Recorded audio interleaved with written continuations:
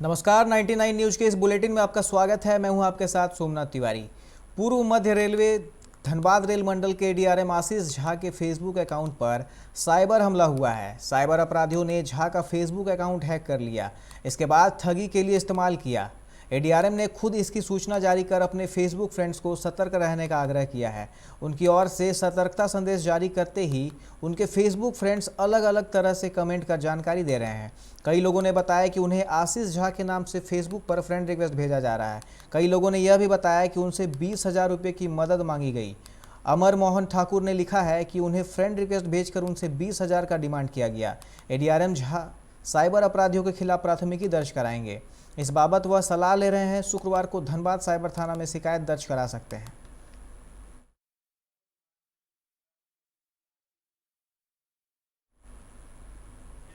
Ranchi rail मंडल के चांडिल मुरी रेलखंड के तिरुल्डी रेलवे स्टेशन के आसपास शुक्रवार को रेलवे केबिन के समीप और आसपास के क्षेत्रों में आरपीएफ के अधिकारियों और जवानों ने लोगों से कोरोना से बचाव को लेकर तरीके बताएं।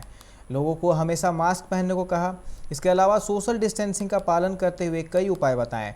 दक्षिण पूर्व रेलवे के सुरक्षा आयुक्त डीबी कसर ने निर्देशानुसार चांडिल आरपीएफ इंस्पेक्टर कुमार राजीव के नेतृत्व में जागरूकता अभियान चलाया गया। जागरूकता अभियान है। हमारे ये माननीय पीसीएससी महोदय जो गार्डन इसमें बैठते हैं, श्री डीबी कसार साहब के द्वारा एक पायलट प्रोजेक्ट लॉन्च किया गया है दक्षिण पूर्व रेलवे में, जिसका नाम है कैंपेन फॉर रिवर, जो कि ये पैम्पलेट्स में है और हमारे बैनर में है। इसमें कोरोना से संबंधित अवेयरनेस का ये है, इसमें कुछ गाइडलाइन दिया गया है। तो उनका ये सोच है कि छोटे से छोटे बड़े से बड़े स्टेशन पर जा कर के अवेयरनेस प्रोग्राम चलाया जाए और ये जो कोरोना का जो ये पेंडेमिक जो भी बढ़ते जा रही है, थर्ड स्टेज में जाने वाली है, इसको हम लोग आम यात्री को, आम लोकल पैसेंजर को उसको हम लोग जागरूक करें। मेनली इसमें है कि रेलवे प्रीमिसेस में यदि आप जब भी इंटर करें तो मास्क ज़रूर लगा के आए और साथ में सैनिटाइजर रखें। पाकुड़ जिले के महेशपुर थाना क्षेत्र में 7 वर्षीय एक मासूम बच्ची के साथ दुष्कर्म करने का मामला प्रकाश में आया है। इस मामले को लेकर पीड़ित बच्ची के परिजनों ने थाने में मनीरुद्दीन अंसारी के खिलाफ पॉक्सो एक्ट के तहत मामला दर्ज करवाया है। आरोपी घटना को अंजाम देने के बाद से फरार हो गया है। पुलिस आरोपी की गिरफ्तारी के लिए लगातार छापेमारी कर रही है।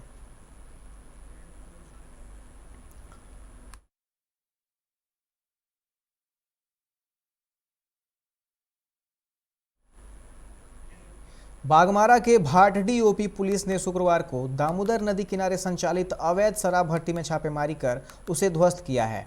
ओपी प्रभारी हेमंत राम ने बताया कि एक गिरोह के द्वारा दामोदर नदी स्थित मुरुलडी घाट के पास अवैध शराब का भट्ठा का संचालन करने की गुप्त सूचना मिली थी। सूचना के बाद पुलिस शुक्रवार को सदल बल के साथ मौके पर जाकर शराब भट्टी को ध्वस्त कर दिया। उन्होंने कहा कि यहां बड़े पैमाने पर शराब बनाया जा रहा था। उन्होंने कहा कि ओपी में कहीं भी अवैध शराब का धंधा चलने नहीं दिया जाएगा। पकड़े जाने पर सख्त कार्रवाई की जाएगी।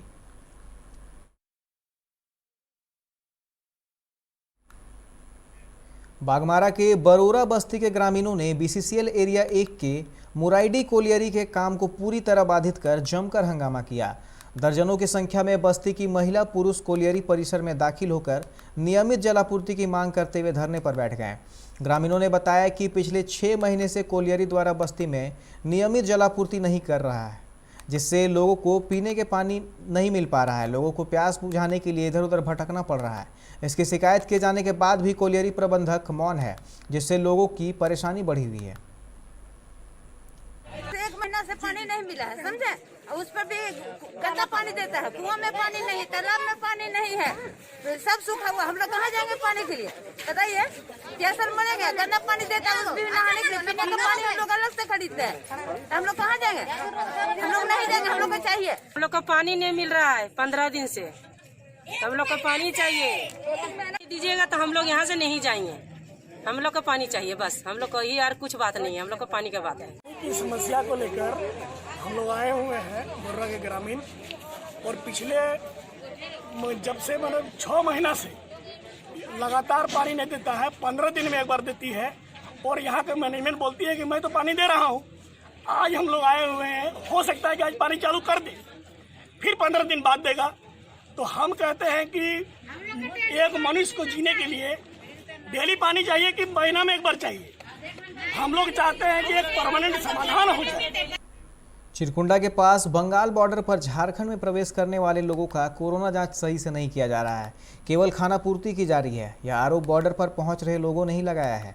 बताया जाता है कि यहां स्वास्थ्य कर्मी समय पर उपस्थित नहीं हो रहे हैं, जिसके कारण कुछ मजदूर घंटों इंतजार कर रहे हैं, कुछ तो बिना जांच कराए ही झारखंड में प्रवेश कर रहे हैं। इस संबंध में चिरकुंडा बॉर्डर पर प्रतिनियुक्त मजिस्ट्रेट शशिकांत प्रसाद से बात की गई तो उन्होंने बताया कि उपायुक्त के निर्देशानुसार प्रतिदिन 400 प्रवासी मजदूरों का कोरोना जांच का लक्ष्य है, परंतु स्वास्थ्य कर्मी तय समय पर उपस्थित नहीं होने के कारण जांच में थोड़ी विलंब हो रही है। वहीं स्वास्थ्य टीम ने बताया कि हम सभी को तय समय पर किट नहीं उपलब्ध हो पा रहा है एवं स्वास्थ्य टीम सही समय पर बॉर्डर पर नहीं पहुंचते हैं, जिसके कारण जांच में थोड़ी विलंब हो रही है। अब तक कब क्या होगा, नहीं तो हम लोग तो टाइम लिया नहीं, तो अभी जैसे बोल रहे थे देखो, हम लोग दोनों किट के अवेलेबल नहीं है। हाँ, मेरा पूरा टीम होगा तब ना। बाकी टीम लेट क्यों करती है? भैया हम लोग का हाथ में है। जो भी प्रवासी जाने वाले इसमें तो 400 आदमी का टारगेट है आज, और हम लोग प्रयास में लगे हैं कि आज 400 आदमी का टारगेट करना है। इसका टाइमिंग क्या है? टाइमिंग तो सर 9 बजे टाइम है, मगर किट नहीं मिलने के कारण थोड़ा सा लेट हो रही है। झारखंड के शिक्षा मंत्री जगन्नाथ महतो के भाई वासुदेव महतो का गुरुवार को रांची स्थित मेडिका अस्पताल में कोरोना से निधन हो गया।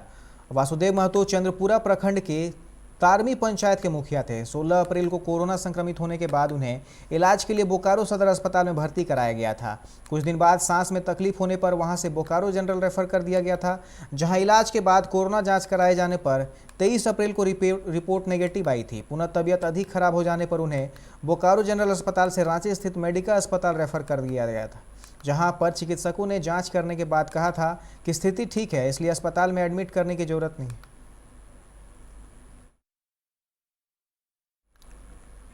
कोरोना महामारी के गहराते संकट के बीच कई राज्यों ने और सख्त कदम उठाने शुरू कर दिए हैं।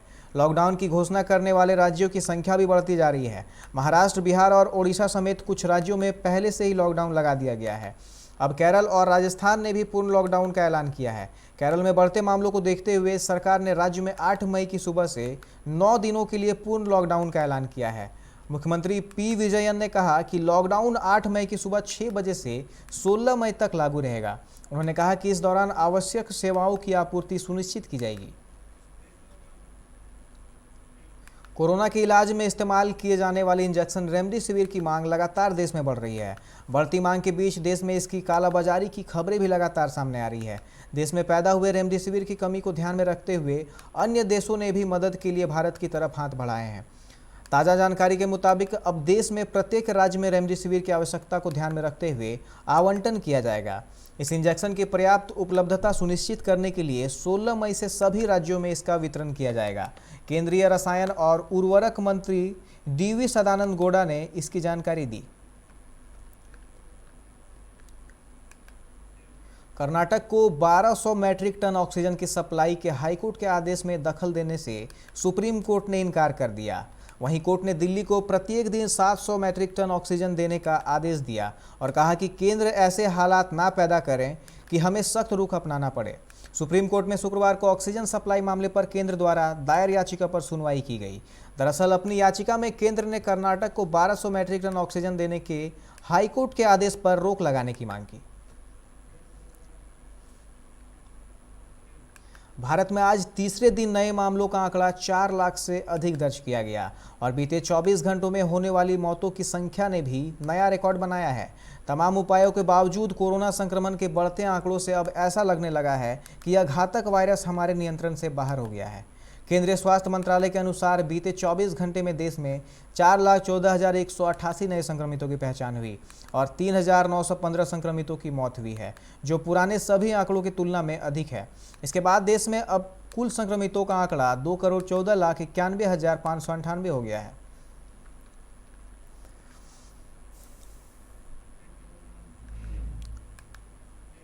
आज यानी 7 मई 2021 को कांग्रेस संसदीय दल की बैठक हुई। कांग्रेस संसदीय दल की यह बैठक वीडियो कॉन्फ्रेंसिंग के जरिए हुई। पार्टी के अंतरिम अध्यक्ष सोनिया गांधी की अध्यक्षता बैठक का संचालन हुआ। कोरोना की ताज़ा स्थिति पर सोनिया गांधी पार्टी लोकसभा सांसदों से बातचीत की। इस दौरान एक बार फिर से सोनिया गांधी ने सरकार पर निशाना साधा। उन्होंने कहा कि कोरोना संकट से निपटने के लिए मोदी सरकार विफल साबित हुई है।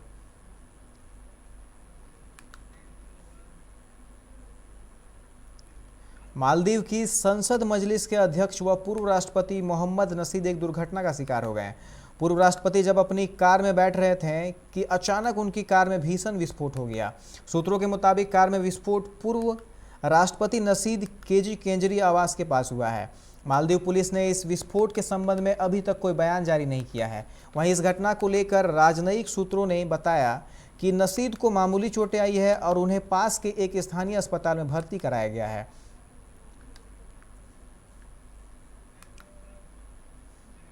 कोरोना के बढ़ते संक्रमण के बीच वायरस को मात देने वालों की संख्या भी कम नहीं है।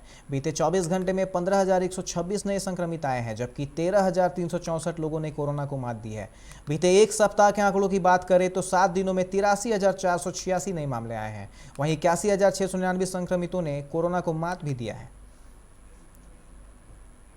नालंदा में बदमाशों ने मुर्गी फार्म संचालक की धारदार हथियार से शरीर पर वार कर निर्मम हत्या कर दी। घटना नूरसराय थाना क्षेत्र के अजनौरा गांव की है।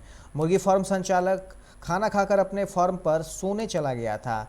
सुबह मुर्गी फार्म के बगल से उसकी लाश बरामद हुई, जिसके कारण इलाके में सनसनी फैल गई। लॉकडाउन होने के बावजूद घटनास्थल पर लोगों की भीड़ जुट गई। लोगों ने हत्यारे को जल्द गिरफ्तार करने की मांग की है। फिलहाल वक्त हो चला एक छोटे से ब्रेक का। मिलते हैं ब्रेक के बाद। की बात हो तो चुनिए सिर्फ टाटा प्रवेश के दरवाजे, जो लकड़ी के दरवाजों से कई गुना है बेहतर। टाटा प्रवेश के दरवाजों में है स्टील की मजबूती और लकड़ी की खूबसूरती। टाटा प्रवेश के दरवाजे फ्रेम और एक्सेसरीज के साथ फैक्ट्री में तैयार किए जाते हैं। लकड़ी के दरवाजे बनाने के लिए बहुत से लोगों से संपर्क करना पड़ता है, जो कि इस समय नुकसानदायक हो सकता है। लकड़ी के दरवाजों को लगाने में 8 चरणों से गुजरना और 6 प्रकार के लोगों के संपर्क में आना होता है, जबकि टाटा प्रवेश के दरवाजों का इंस्टॉलेशन केवल 2 चरणों में हो जाता है। बस अपना दरवाजा चुनें, उसका आकार नापें और नो टच डिलीवरी पाएं। इसे हमारी प्रशिक्षित इंस्टॉलेशन टीम द्वारा लगाया जाता है, जो सैनिटाइजेशन प्रोटोकॉल्स का ख्याल रखती है। टाटा प्रवेश के दरवाजे लकड़ी के दरवाजों से कई गुना मजबूत होते हैं और आपके परिवार को सुरक्षित रखते हैं। स्टील के बने होने के कारण इन दरवाजों में स्वाभाविक रूप से न तो दीमक लगता है और न ही इनमें आग पकड़ने का डर होता है। टाटा प्रवेश के दरवाजे मेंटेनेंस फ्री और वेदर प्रूफ होते हैं। सामान्य लकड़ी के दरवाजों की तरह ये न तो सिकुड़ते फैलते हैं और न ही इनमें दरार आती है। लकड़ी के दरवाजों की गुणवत्ता और उनका टिकाऊपन प्रमाणित नहीं होता, जबकि टाटा प्रवेश के दरवाजे उम्दा फिनिश, कई डिजाइन के और 5 वर्षों की वारंटी के साथ आते हैं। एक बात और, लकड़ी के दरवाजों के लिए जंगलों की कटाई होती है, वहीं दूसरी ओर टाटा प्रवेश के दरवाजे पेड़ों को कटने से बचाते हैं तथा ये 100% रिसाइक्लेबल होते हैं। अब ये आप पर है कि आप अपने घर में कौन सा दरवाजा लगाना चाहते हैं। बेस्ट चुनिए, टाटा प्रवेश के दरवाजों और खिड़कियों को चुनिए।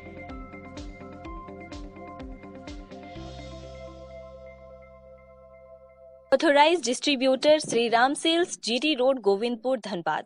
आप इस नंबर पर संपर्क कर सकते हैं 7004709213 9534400091। Hey, I'm sexy Mr. Brown, a prince who's just been crowned. I can brighten up your day, 'cause I'm so sunny. Hey, I'm sexy Mr. Brown, heading out to town. You can hate me all the way, 'cause I got my honey. And that's not funny, my honey makes me sing all night.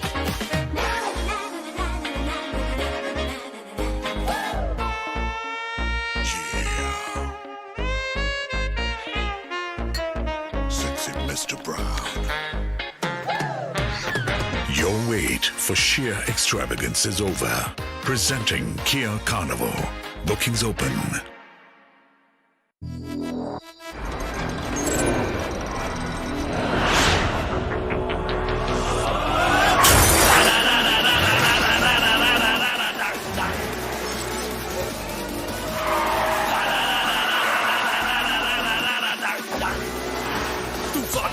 mania flow rumor go into your soul. Can you catch me? No. Can you match me? No. Take mujhe I'll run the roads.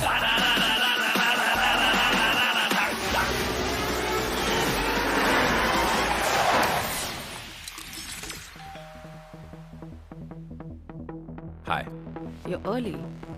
I know. XUV 300. Authorised dealer Model Fuels Dhanbad Bokaro Giridih. आप इस number पर संपर्क कर सकते हैं 8929207235, 8929207236, 9711355896। जय TMT, भरोसा अटूट एवं सुरक्षित निर्माण का।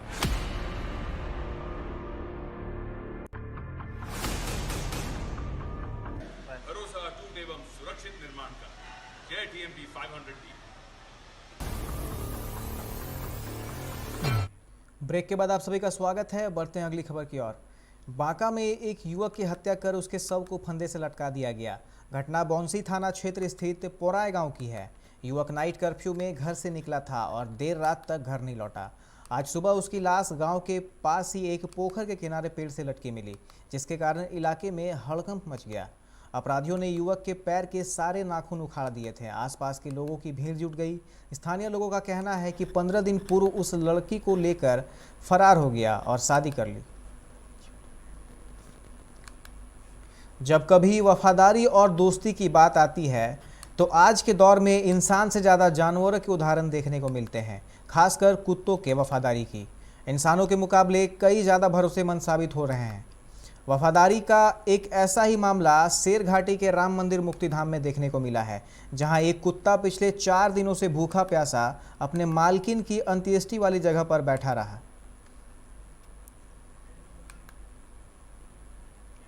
नालंदा के दीपनगर थाना क्षेत्र के बीड़ी श्रमिक अस्पताल में बनाए गए आइसोलेशन सेंटर में एक संदिग्ध मरीज की मौत के बाद परिजनों ने हंगामा शुरू कर दिया।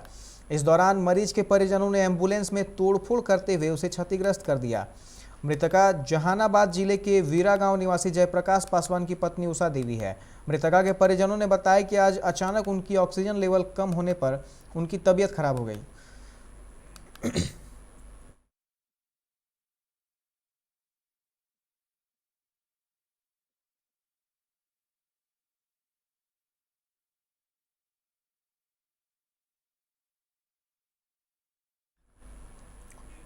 जमशेदपुर के गोविंदपुर थाना बिग इंग्लिश स्कूल के पास आज एक बुजुर्ग का शव मिला। शव मिलने की सूचना पर पुलिस मौके पर पहुंची और शव को पोस्टमार्टम के लिए भेज दिया। मृतक के सिर पर गहरी चोट थी। बुजुर्ग की किसी भारी भरकम पत्थर से मारकर हत्या करने की आशंका जताई जा रही है। पुलिस इस मामले को सड़क दुर्घटना के एंगल से भी देख रही है। वहीं मृतक की पहचान गोविंदपुर के जनता मार्केट निवासी विजय शर्मा उर्फ बिट्टू के रूप में की गई। झारखंड में कोरोना का कहर जारी है। पिछले 24 घंटों में राज्य भर में 6,974 नए संक्रमितों की पहचान हुई है। इस दौरान राज्य भर में कोरोना ने 133 लोगों की जान भी ले ली। इनमें सर्वाधिक 42 मौतें रांची में हुई। हालांकि 5,740 मरीज स्वस्थ भी हुए हैं। सबसे अधिक 1,235 नए संक्रमित राजधानी रांची में पाए गए हैं। हालांकि यहां 1,038 मरीज ने कोरोना को मात भी दी है। नए पॉजिटिव मरीज मिलने में पूर्वी सिंहभूम दूसरे नंबर पर रहा। यहां 1,010 संक्रमित मिले, जबकि 1,007 लोग स्वस्थ होकर घर लौटे हैं।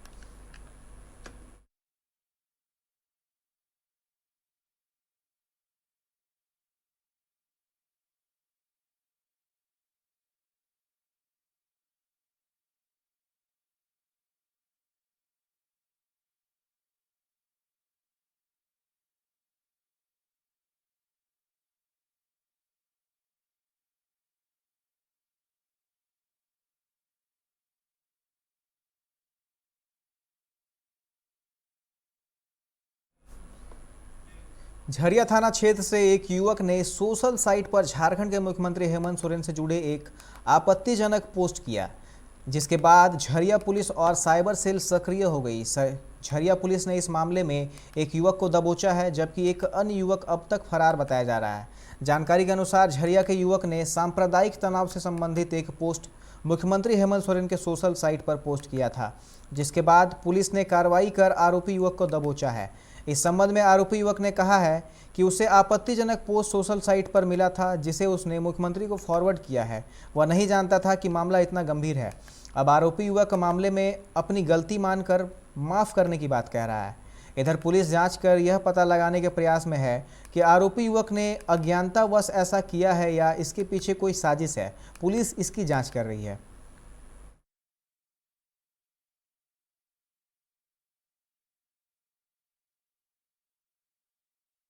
सर एक्चुअली ट्वीट कहीं से आया था तो हमसे फॉरवर्ड हो गया था सर, इसलिए सॉरी सर, गलती हो क्या था?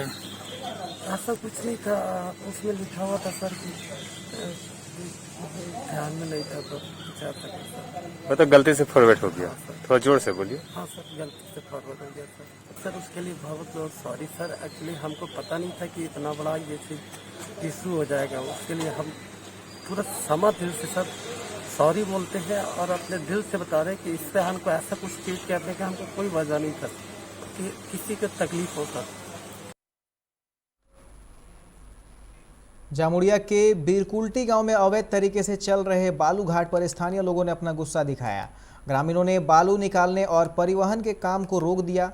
ग्रामीणों का आरोप है कि घाट प्रबंधन के पास इस काम के लिए कोई वैध कागजात नहीं है। उन्होंने आरोप लगाया कि बार बार बोलने के बाद भी कोई फायदा नहीं हुआ। स्थानीय लोगों का आरोप है कि 4 बड़ी मशीनों से बालू निकालने से नदी कहीं 20 तो कहीं 30 फीट गहरी हो गई है, जिससे ग्रामीणों को मुश्किलों का सामना करना पड़ता है।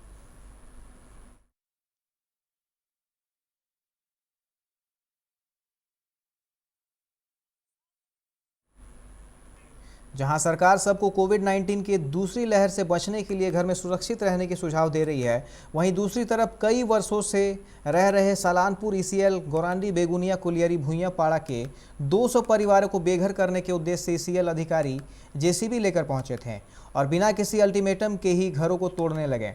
घटना की सूचना पाकर मौके पर भुइयां समाज उत्थान समिति के प्रदेश अध्यक्ष सिंटू कुमार सहित कई ग्रामीणों ने ईसीएल के विरुद्ध घर बचाओ आंदोलन में बैठ गए और बेगुनिया कोलियरी के ट्रांसपोर्ट का कार्य घंटों बाधित कर मुख्य कार्यालय के सामने भी प्रदर्शन किया।